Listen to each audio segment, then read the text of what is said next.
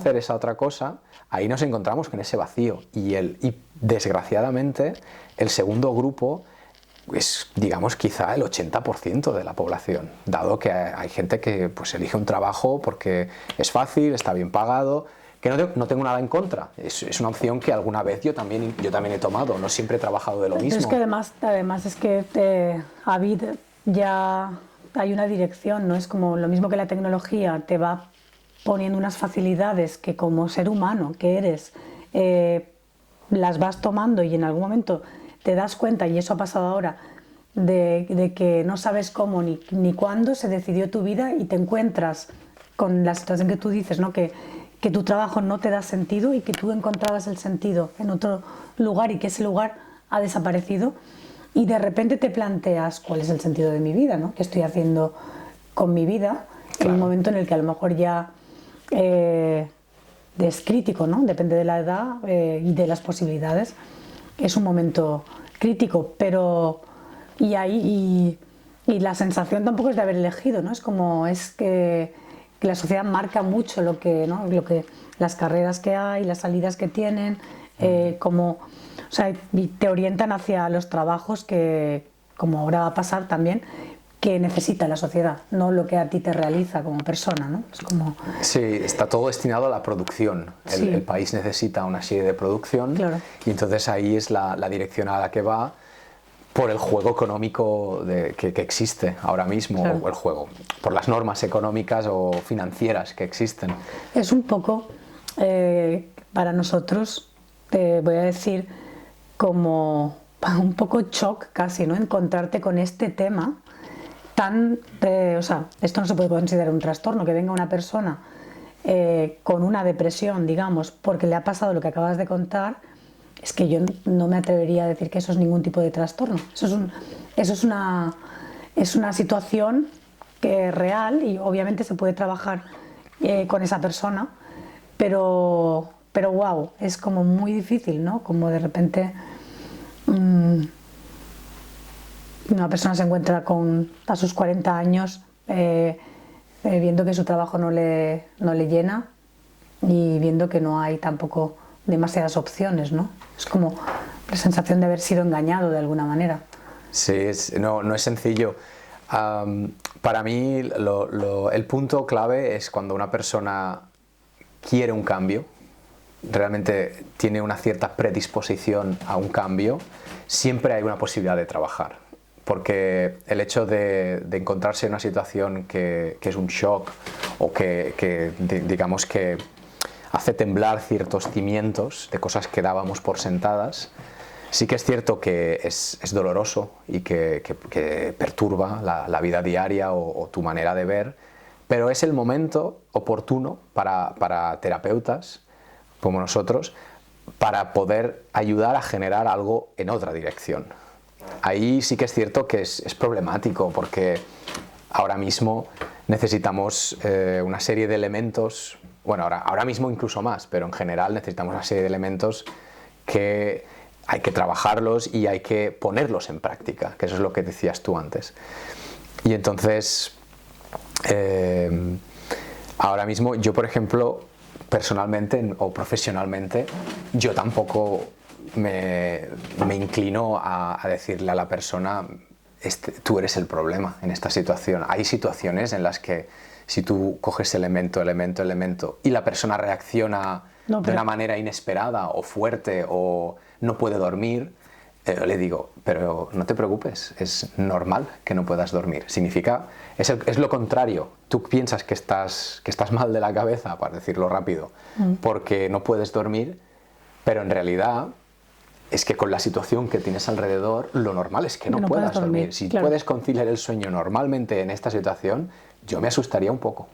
Sí, es que al final te diría, la cuestión es que nosotros como profesión representamos que el problema es individual. Da igual lo que tú le digas al paciente. Esa es la connotación general. Sí. El hecho de que somos psicólogos y trabajamos con la persona representa socialmente que la persona es el problema, al igual que los servicios sociales al final que trabajan, o sea, como idea es como apoyar a ciertos sectores de la población que no tienen recursos o que tienen más problemas, pero a la hora de trabajar, acabas trabajando con una familia de alguna, a veces como mejorando su forma de abordar los problemas, o sea, representando que el problema lo tuviera la familia y no la sociedad, ¿no? Y ahora una pregunta, una idea que me acaba de venir es, tendría que haber algo así como terapeutas de la sociedad, ¿no? Una figura utópica y realista y absurda, pero que en vez de cuestionar al individuo, cuestionar a la sociedad, ¿no? Que bueno, esta figura... Los ha habido los llamados librepensadores, ¿no? Y filósofos, etcétera, que han intentado hablar de estas cosas, ¿no? Incluso hoy en día algunas personas intentan hablar de otra manera, aunque existen, como todo es digital, existe digamos, censura en algunos aspectos de las cosas de las ideas que se expanden. Pero la idea de un terapeuta de la sociedad, no sé, la veo difícil, sinceramente. Sí, al fin y al cabo, la sociedad está hecha de personas. Entonces, el punto clave sería que hubiese un movimiento hacia otro lado de grupos de personas. Al fin y al cabo, individualmente no lo veo posible. No lo veo posible porque claro. la presión es demasiado grande. Que debería ser una especie de lobby, por decirlo de alguna manera, de lobby... Asociacionismo, claro.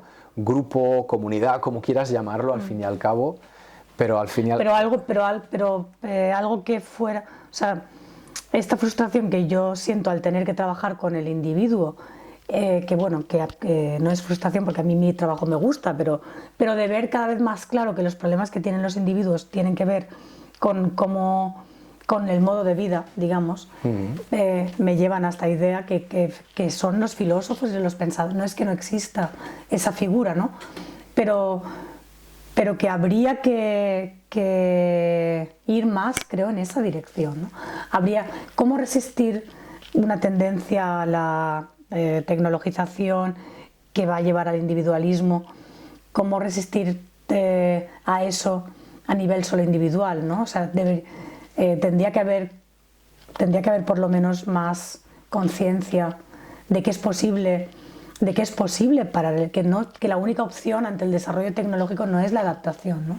No, obviamente. Sería el hecho, a mi entender ahora mismo sería eso, sería conectar personas, pero a nivel real, no físico, Claro. no tecnológico, claro. digital. Esa es un poco mi idea también, fue la idea del Zoom y del Taller de la Soledad, conectar a través de la expresión en grupo de las necesidades y del sufrimiento, y no sucedió. O sea, sucede en persona, pero como tú has dicho ahora, pero no sucede a nivel Zoom, porque ahí cada uno está protegido en su casa, distante, y no quiere dar esa imagen, no quiere mostrar tanto. Claro, y por todo lo que también influye todo lo que representa una pantalla. Para nosotros una pantalla siempre ha sido exposición, te expones y al mismo tiempo ver sin ser visto.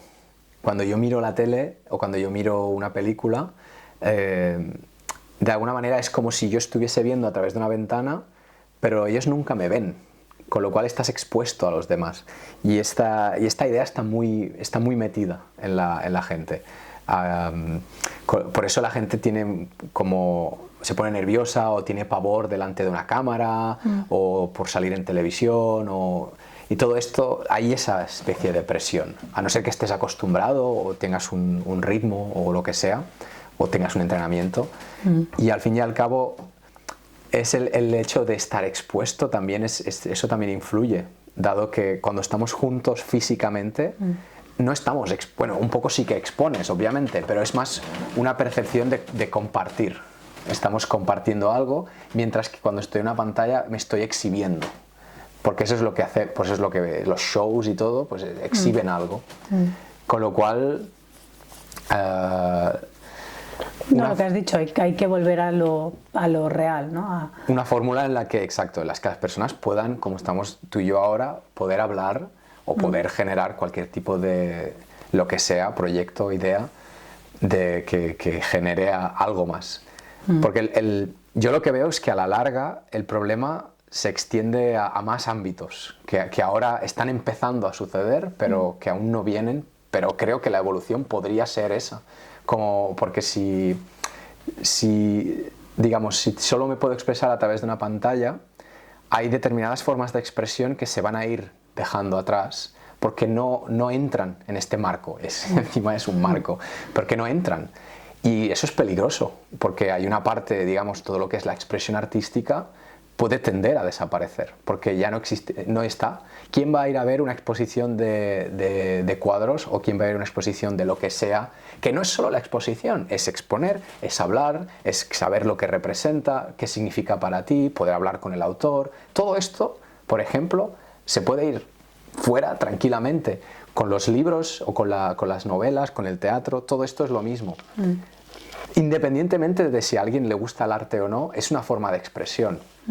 Y el poder expresar, el poder conectar más con emociones y sentimientos de los demás y poder compartirlos, forma parte de esa confrontación de la que hablábamos antes.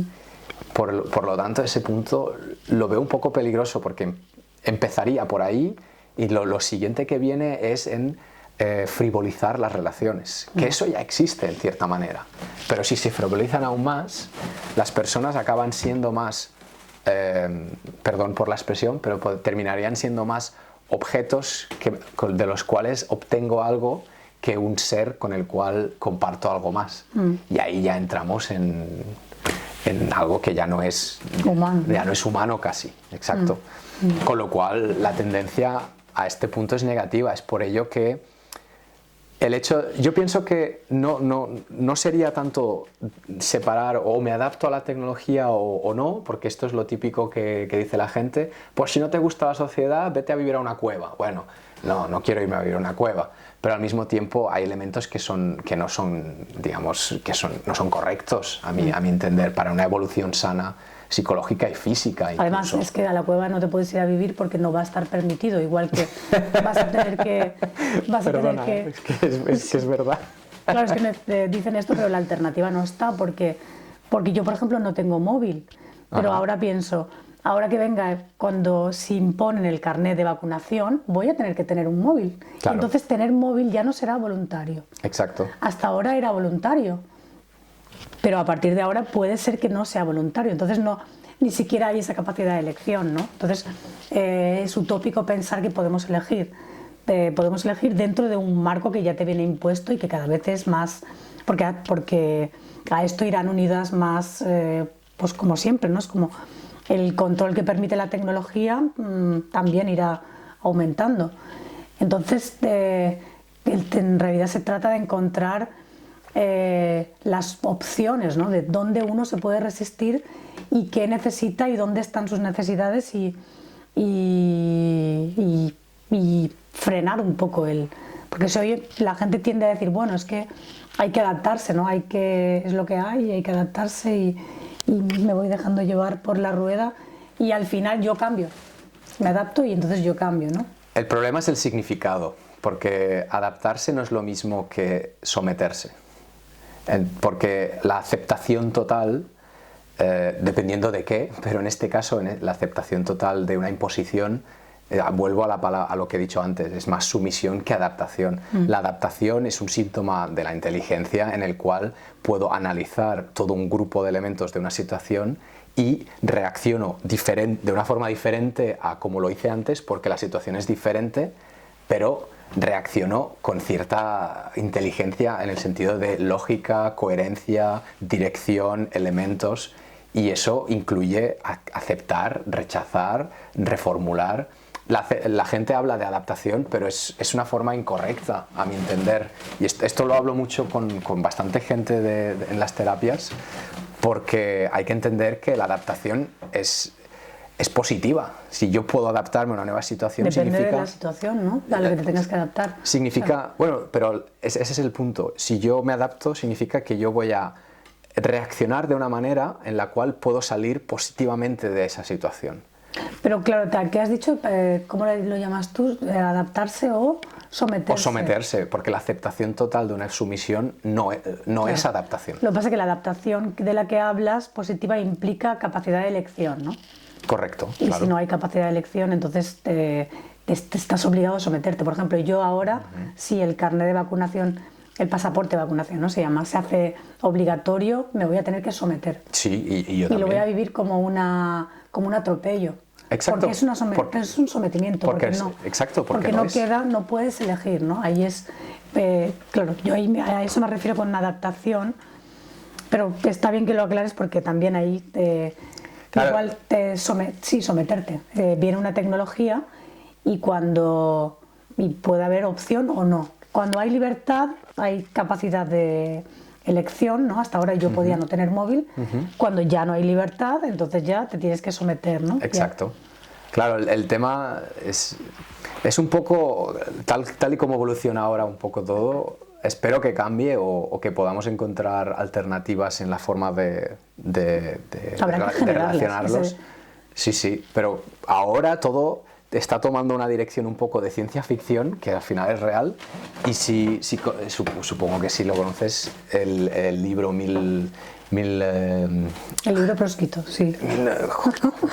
Siempre me olvido. 1984. El libro prohibido. Si has leído 1984, está tomando una dirección que es muy parecida a este libro. Pero aquí te haces sospechoso de conspiración con esta. Lo siento, pero... No, pero hace tiempo ya hablábamos de conceptualización, porque, por ejemplo, cuando hablamos de determinadas ideas o conceptos, más que de ideas, de conceptos, es importante aclararlos bien, tener una buena conceptualización de qué es cada cosa. ¿De qué estamos hablando, no? Sí, porque mucha gente, en terapias, por ejemplo, cuando hablamos de libertad, por ejemplo, es algo que tenemos que aclarar muy bien, qué es la libertad. Claro. Después, cuando hablamos eso de adaptación o de inteligencia, son elementos que son ideas, conceptos que tienen que tener un cuerpo, una idea que es realmente algo con lo que podemos trabajar bien, porque las connotaciones que aparecen y toman más forma son ideas que pueden llevar a confusión, dado que si usamos una palabra para definir algo que no es eso, ¿no? Como hablaba ahora con la adaptación, entonces entramos en confusión, entramos en algo que... Lo cual es otro de los grandes temas de la actualidad, ¿no? La confusión por tanta sobreinformación y como polisemia de alguna manera de las palabras, ¿no? Es como Sí. hay tantos conceptos ahí por la red y en las redes sociales y en los medios y que es casi imposible aclararse, ¿no? Es como, y cuando estás sobresaturado de información y de conceptos es más fácil también que te sometas a lo primero, no a lo primero sino a lo oficial, ¿no? Sí, totalmente. Porque estás perdido totalmente, no te sabes orientar en ese mar de confusión que ya es la modernidad, ¿no? Exacto. Porque el problema es la pérdida de referencias. Cuando ha habido grandes crisis en sociedades y en la historia, hay una pérdida de referencias. La gente no sabe qué hacer con lo que hay, básicamente. Y este es un problema que ya viene de antes, pero que ahora se acentúa mucho más. Cuando hablamos de palabras, incluso ya tenemos problemas antes de este año que hemos tenido, ya la gente pues sigue teniendo problemas con la definición o qué es el amor, qué es la paz, cosas que paradójicamente todo el mundo quiere o todo el mundo desea de alguna forma, ¿no? Todo el mundo, cuando hablas de paz y amor, es como, aparte de la broma de ser hippie o no, es el punto de, sí, es algo que todo el mundo querría, de estar tranquilo, de tener gente que te ama o poder amar. Incluso en ese punto hay confusión, pero ahora hay incluso más confusión, porque ya el punto es lo que tú decías, el punto de relacionarme con alguien, el hecho de estar así como hablamos ahora, ya no es lo mismo, porque ahora lo normal es que yo esté delante de un ordenador y tú estés en otro sitio, en el otro lado, lo cual era divertido antes porque podía hablar con mi amiga de Japón. Pero después podía ver a mis amigos en el parque, claro. Cuando era una opción, ¿no? Exacto. Cuando era una opción. Pero cuando ya se va convirtiendo en la única manera deja de ser divertido porque sustituye algo, ¿no? Ya no puedes elegir. Exacto. Por eso yo también he elegido este formato o sea, a pesar de que hay una cámara y bueno, sí, se graba y luego se cuelga, pero en el fondo, por una parte, es una excusa para hablar contigo y profundizar en estos temas, y por otra parte es una recuperación de la presencia y una forma, o sea, sería más cómodo a lo mejor que tú estuvieses en tu casa y yo aquí y podemos hacerlo por Zoom, ¿no? Pero sería otra cosa. Sí, no sería Entonces, lo mismo. para mí esto es una forma de no sometimiento a la nueva tecnología, ¿no? A pesar de que ahora esto es algo que es difícil de hacer, pero para poder seguir disfrutando de ello, yo creo que hay que seguir haciéndolo, ¿no? Es como, si no, al cabo de 15 veces de hacerlo, ya se convierte en una rutina, ya enciendes el ordenador, ya haces terapia por Skype, lo haces por Zoom. Claro. Y para no perder la costumbre, te he invitado a que vengas. Gracias. Y que creo que lo vamos a dejar aquí porque lo que me doy cuenta es que los temas son tan complejos que podríamos estar, bueno, yo podría estar horas y horas, y la verdad es que llegaríamos a cosas interesantes, ¿no? Es el problema de que nunca hay suficiente tiempo como para profundizar con alguien en estos temas interesantes.